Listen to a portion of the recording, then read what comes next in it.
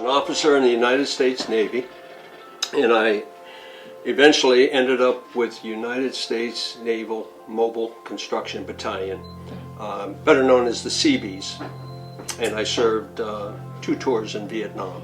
It was 1966. I was graduating from college. The draft was enacted. A lot of guys were nervous about going to Vietnam.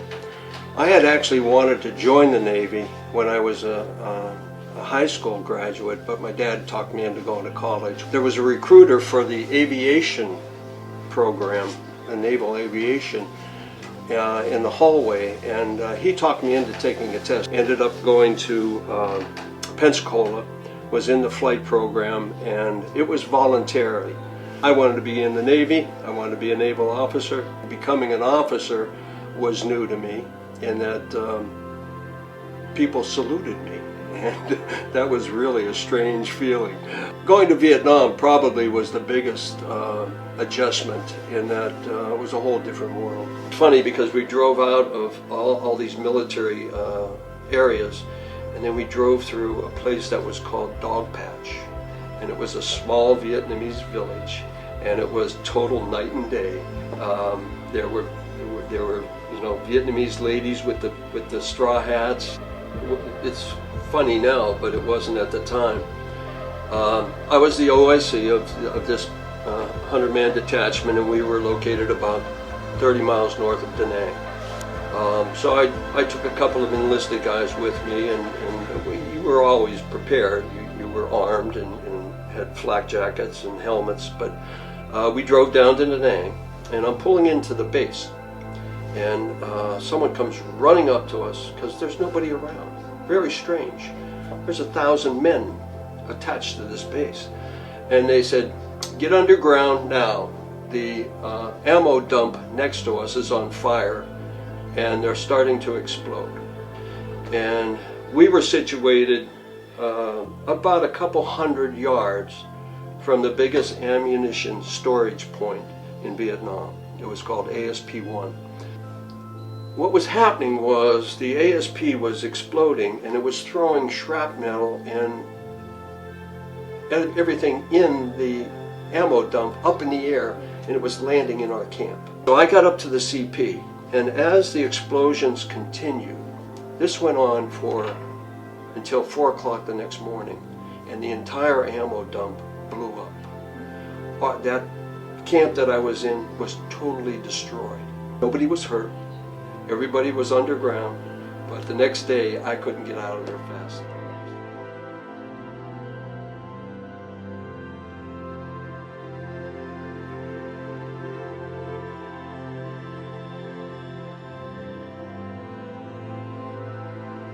U.S. Army, and I was a National Guard in Warwick, Rhode Island.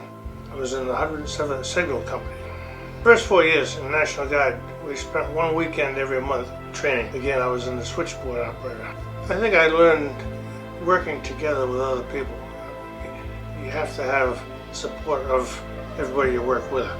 So you wind up being almost like a family, and whatever somebody else needs, you jump in and help.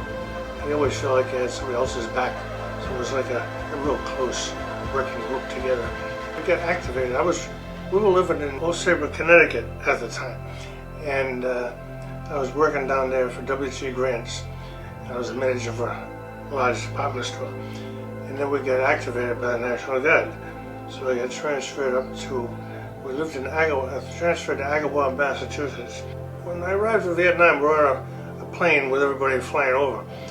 And probably the most nervous I was ever in my entire year was on the plane. I think as a group, we thought we had a mission, and we were all trained so well to complete that mission. Most people in the U.S. thought we shouldn't be in the war, and there were a lot of negative things said about soldiers at that time. When I got home, she threw all my medals away because she was caught up in what most Americans thought of that war. So even a wife of a soldier was affected by that. One of my best friends, Pat Petronio, was my barber. Because I lived in a tent for a year, and he used to cut my hair.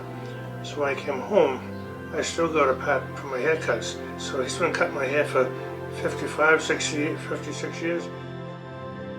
He's in the tent, and the rain and the monsoons, and, you know. That's all right. Okay.